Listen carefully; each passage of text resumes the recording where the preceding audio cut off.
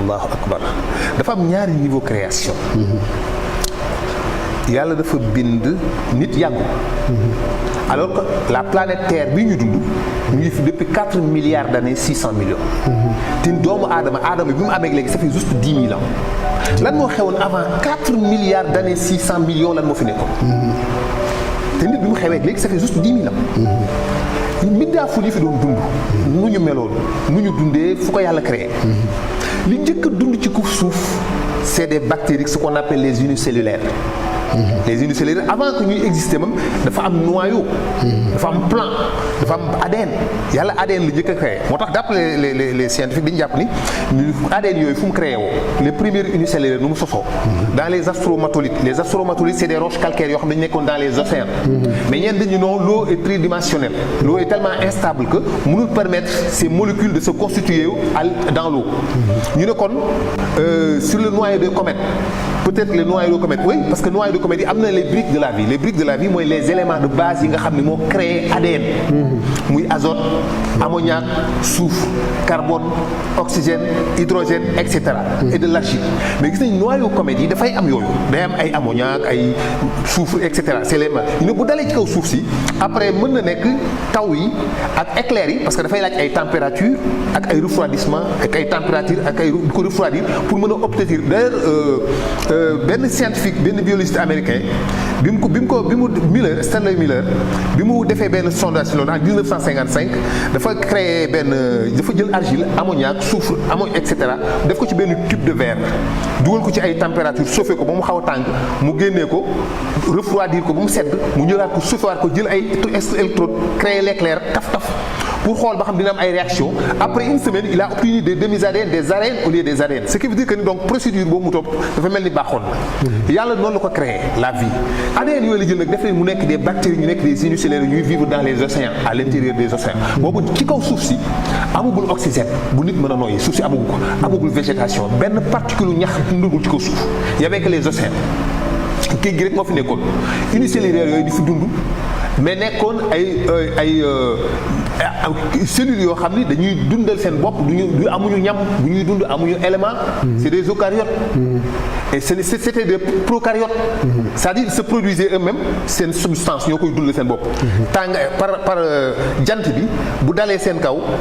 ci la ñuy réagir produire hormone bi nga xam ne moom la soxla moom pour dundewaat ko ci boppam c'est probablement d'après des procaryotes naka la mutation bi amee ba ñu dem di mutéo di def mutation bu indi jëmm nit xam nga jëmm nit liggéeyu ci procédure boobu yàlla dafa ñëw xëy jël ban bi fabriquer jëmm ci mais procédure bi la yàlla commencé d'abord la vie elle-même la vie oui. Bactéries yooyu après ñoo rassemblent pour former des unicellulaires et des amas cellulaires ou plutôt des pluricellulaires des tas de cellules des cyanobactériques c'est ce qu'on appelle l'algue bleue algue bleue yooyu ou algue bleu vert en tout cas ñoo génn après dans les océans pour produire la végétation bi végétation bi amee ba am oxygène nag li nga wax ni ay bactéries la c'est des bactéries yàlla détruire monde boobu créé waat beneen monde du ñoom ñoo mutéo ba ñoo nekk nit quoi du ñoom ñoo mutéo ba nekk nit yàlla daf leen détruire tukkal àddina bu def na ko 5 fois moo tax am na 5 extinctions massives wala 5 extinctions de masse ou 5 grandes crises biologiques c'est ce qu'on appelle l'ordovicienne le dévonienne le permienne le triacé jurassique et le crétacé tertiaire le triacé jurassique c'est l'époque des dinosaures et le crétacé tertiaire donc ces 5 extinctions massives moom moo njëkk a am yàlla reprendra la vie moo tax mu wax ko xanaa yéen xoolu leen kayfa yubdi'u Allahu xalqa xanaa loolu naka la yàlla di débuter la création xam naa gisu leen loolu awalam yéen xanaa gisu leen kayfa yubdi'u Allahu naka la yàlla di débuter ak la création tàmbali naka la koy créer yàlla ne siiru fil ardi dox leen ci kaw suuf vous les paléontologues siiru fil ardi vous les anthropologues vous les archéologues siiru fil ardi dox leen ci kaw suuf fanzuru seet leen gas leen xool leen les couches calcaires génne leen les dinosaures yi deewoon déterrer leen le Tiktaalik génne leen bépp forme de vie bu existé woon sur kaw suuf fanzuru seet leen kayfa bada al xalqa naka la yàlla débuté la création su ma yu'iiduhu mu del topp reprendre c'est ce qu'on appelle ces 5 alxuraan daf la ko indi mooy 5 extinctions massives yooyu. siiru fil ardi dox leen ci kaw suuf fanzuru seet leen kayfa bada al xalqa naka la yàlla débuté la création.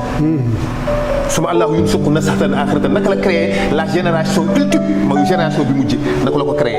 donc extinction yooyu moo ñëw après yàlla détruire génération bu indi beneen détruire ko ba benn moment les premiers hominidés dàpp nañu pour les scientifiques mi existe il y a 1,2 million ans. parce que Lucie def na un peu plus d'1 million. mais Lucie ce n'est pas un être humain comme ñun du nit du ko bindee comme ñun bokkut ak Adama yi n'a rien à voir ak Adama. ah oui donc non. booy dégg waxtaankat yi nag da ngay yaakaar ni ñun ci Adama ak Awa la yàlla njëkk a bind ci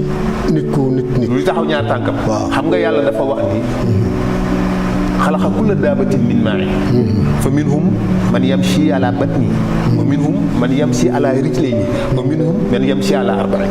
yàlla mu ne man yàlla maa ngi bind bépp bindeef ci ndox. gis nga océan yi ma la wax ni ci la création yi. mu ne am na ci ñoom yuy waxtatu évolution la li mu lay wax noonu évolution la. évolution la. wa minhum man yamshi ala batni. mooy bëggoon naa nga ñëw ci évolution boobu quoi.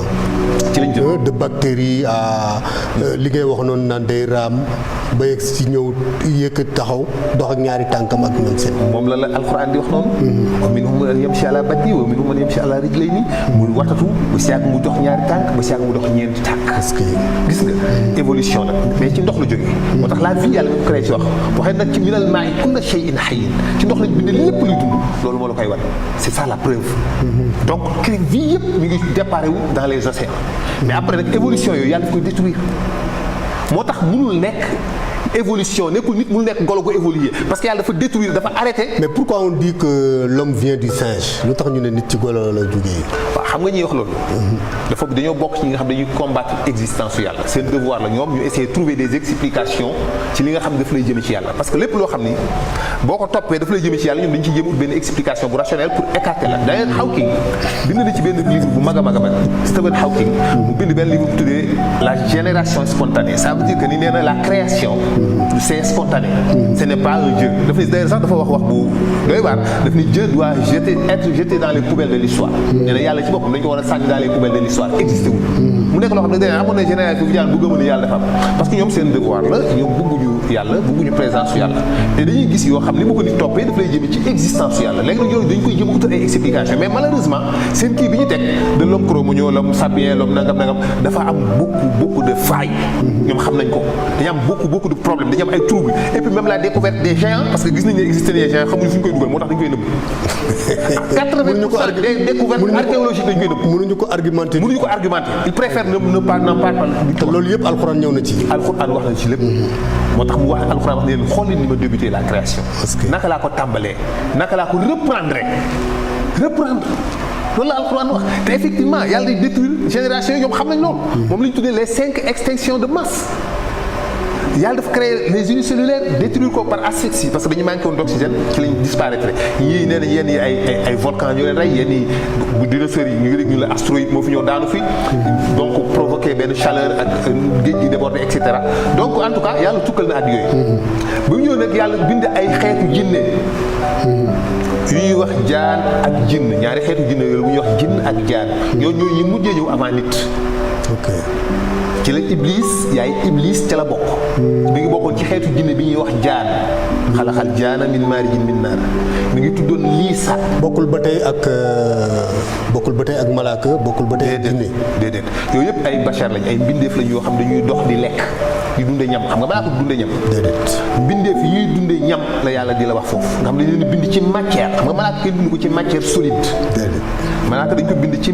leer rek la moo tax amul forme amul jëmm amul melo waaye jinne ak nit dañ leen bind ci matière parce que jinne dañ ko bind ci gaz safara boobu tàngaayu safara xalaxal jaana min maarijin min naar ay gaz la ay particules de gaz la yoo xam moo tax mu am possibilité yu mën a évaporer mën a disparaître mais binduwuñ ko ci matière solide moo tax jinne amul poids jinne mbërum jinne bu taxoon fi du passé ay 15 kilos ah oui waaye man maa la ko wax mais am na doole gaynde ba la ko am mais du passé ay 15 kilos 10 jinne amul poids bu deewee doo gis mosoo dégg ñu ne su fi jinne lañ suuf bu deewee dans quelques minutes dafay décomposer benn niin rek moo fay des day décomposer waat très rapidement moo tax jinne amul armée yàlla mooy karim jëmmam noonu la ñu ko bindee ay gaz la ay hydrogène la ay oxygène la ay carbone la donc c'est des gaz mais nit moom à 80% carbone la mais jinne à 80% c'est de l'hydrogène moo tax ñoom ñaar ñu différé carbone mu nekk la matière solide lépp loo xam ne luy dund la lu jëm ci lu mel ne luy tooy luy yàqu dafa am carbone moo tax ñu mën a def cette séparation isotopique du carbone 14 pour mën a datation du carbone 14 pour mën a comprendre loolu yow xeetu jinne yooyu ñoo fi nekkoon mu nekk ñaari xeetu jinne bu ñuy wax jinn ak jaan jinn ak jaan yooyu biñ fi nekkee di fi dund ba mu yàgg benn li ci xew gi xam nañ ko benn ñenn ñi bàyyi jaamu yàlla ñenn ñi beew ci la yàlla soo ko yemale benn groupe malaayka ñu ñëw rey jinne ya ba ñu jeex fekk na jinne jaan yi ñoom rey nañ jinne yi ba ñu jeex groupe malaaka boobu ñu rey jaan yi ba ñu jeex ba mu des siisa muy yaayu iblis boobu moom lañ fa wàccoon ba ñu sànni gëlu safara ba mu ëmb am doom ji mu judd di iblis ñu tudd ko ibnu liisa moo tax ñu koy wax Isis ñoom ñu ko xam def ko seen yàlla di ko jaamu ñu déforme tur bi naan ko Isis en réalité c'est liisa muy yaayu iblis ñu koy wax ibnu liisa léegi jaan yooyu bi ñu fi jógee am na sax ñu ñëw ci histoire ne Ibnu Lissa boobu moom moo fi nekkoon avant Adama ak Awa di ñëw bien sûr waaw Lissa moom moo fi nekkoon mooy jaan bu jigéen boobu nga xam ne moom moo ñëw di ubbi awraam ci kanam malaaka yi ñu sànni ko gëlu safara bi ci awra yi mu ëmb am doom ju judd di Iblis ñu tudde ko Assasine mu def mu màgg bi ñu ko dindee bi mu amee grade bi ñu tudde ko Assasine bi ñu ko dégradé ñu delloo ko ca doom ca ndey ja Ibnu Lissa muy doomu Lissa rek tout simplement. doomu Lissa. malaayka yooyu nag yàlla mu leen yóbbu am na benn waay bu ñuy wax. loolu de yaa ngi dellu ci li ñuy wax ne nit bu bonee yaayam doomu yaayam rek lay nekk kon. certainement parce que moom jinne la du malaaka. xam nga malaaka amul nafs. pour mën a nekk kuy désobéir di xam bànneex di bëgg yu bon di am ay choix yàlla wax ni nit ak jinne rek ñoo xam bu ko yàlla nee jëmal gauche mu ne ko droite laa jëm kooku nit ak jinne rek koy def mais malaaka xamul loolu quoi dafa amul sax même appareil boobu bii tax mu naan non sama choix non moom obéir rek la xam. même au fond bu gisul nii même bu gisul nii lii li gën la moom day obéir rek moom malaayka loolu la xam moo tax nag yàlla bind nag jinne iblis ñëw mën a am possibilité mën a taxaw yàlla ni ko jëmal gauche mu ne ko jëmal gauche droite laa jëm